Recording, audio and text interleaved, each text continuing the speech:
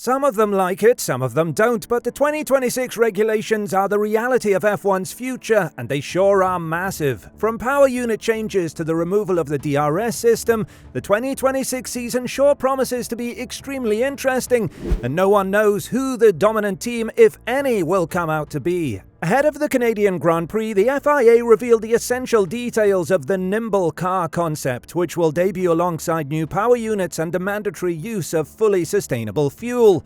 The new cars will feature active aerodynamics and be 30 kilograms lighter, as well as shorter and narrower than current F1 models. The wheelbase will be reduced from 3,600mm to 3,400mm, and the car width will decrease from 2,000mm to 1,900mm.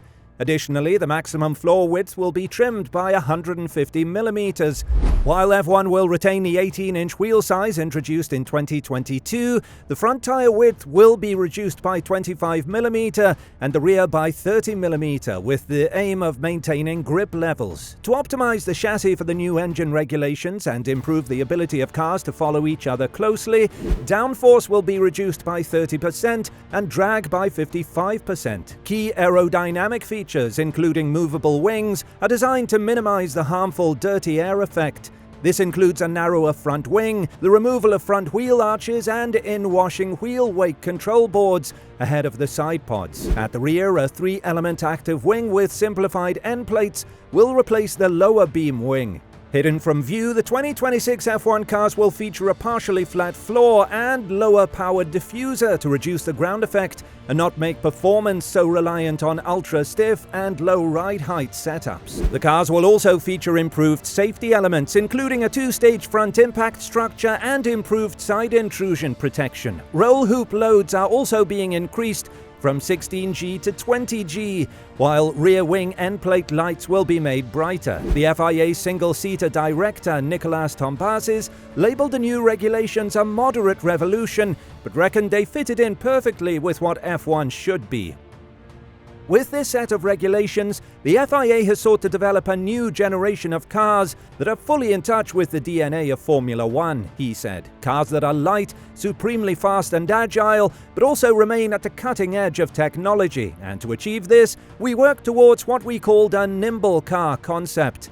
Lighter, more powerful and more focused on driver skill, the 2026 FIA Formula One technical regulations have been designed to provide closer racing among drivers, increase the competition between teams, and improve the spectacle.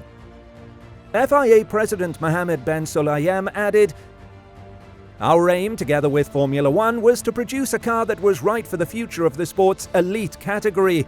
We believe we have achieved that goal." But have they? Given the constraints that the insistence on hybrids imposes, cars too big and heavy, and which have been made even more extreme by the big increase in battery size and the concomitant reduction in fuel flow, these are an ingenious set of regulations. But the cleverness is solving a self-inflicted problem. When you hear F1 CEO Stefano Domenicali thinking out loud about maybe not having hybrids in 2030, now that we have sustainable fuel, it kind of feels like F1 might be feeling its way back to light, agile cars. Visually, there's no shocking departure, but it looks like what it is, a slightly smaller, slightly simplified car, designed to be a bit nimbler, with a big emphasis on being able to follow more easily. That's a good start. We've seen since 2022 how quickly the FIA's best intentions for following and raceability can be undermined by team development. So I'm not holding my breath that these cars will suddenly create spec series level racing, but there are some obviously more aggressive solutions to deal with outwash, assuming that is the best route to go, and the energy management/deployment strategy in lieu of the DRS, as we know it, is an interesting twist. It could be quite complex to explain or follow as an energy-based battle plays out over a Grand Prix, and it's essential that any differences in available energy aren't so drastic that overtaking does end up being super easy, especially with the manual override power boost. But I'm cautiously optimistic about what might be possible. Cautiously optimistic is what Valtteri Bottas is as well. A new era of regulations is always exciting and brings opportunities to different teams. It's nice to see a change, he said. I do like that the cars are slightly smaller.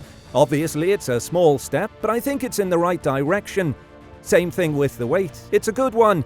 I still haven't tried the new power unit settings in the simulator, let's say, so I can't really give much on that, but if it's more total power and a bit more freedom on the energy usage in terms of the race tactics, I think that's positive. So for now, I don't see any red flags. I would say that the only worry I have is overall performance and the downforce level. I've heard some rumors that it is quite a lot less grip overall, which I don't know how much it's going to be, and I think that's what we're going to figure out.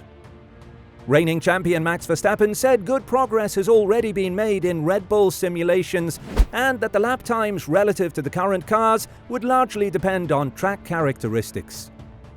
I've seen a lot of simulation within the team. It's not like it suddenly came out now and now we start developing. It's something that has been around and fine-tuned, of course, he said. And I have to say that from the first time I saw it to the latest updates that I've seen, I think they made really good progress on how the engine is working with the chassis and the relationship on the straights and stuff. Some tracks I think will be better than others, naturally, when you are more energy limited, but that's something that we have to deal with.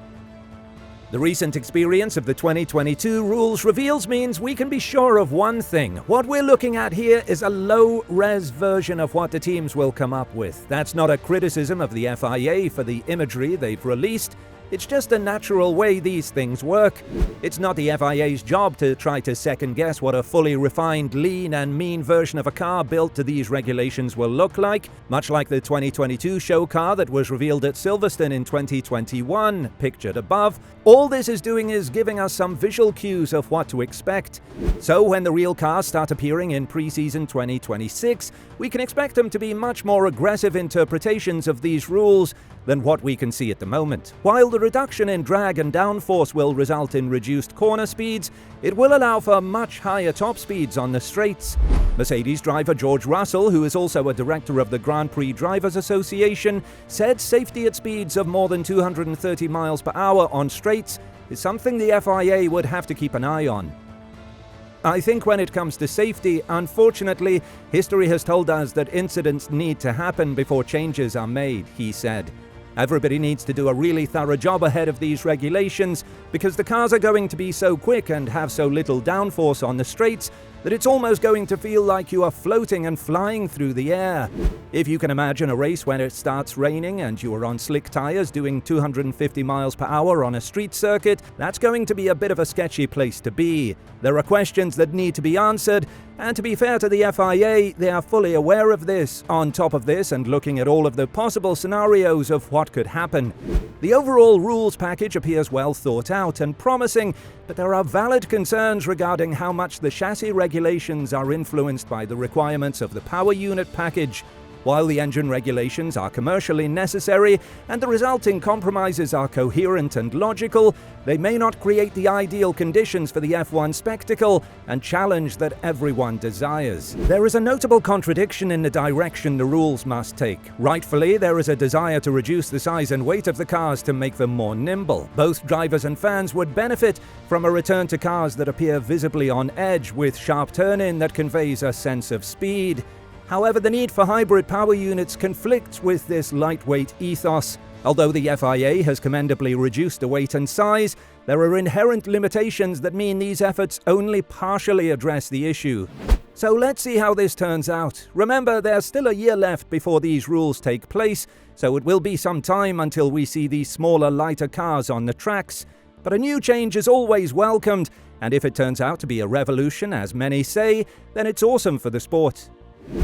But what do you think? Will these rules improve Formula One or make it worse? Let us know in the comments below, and we will see you in the next video.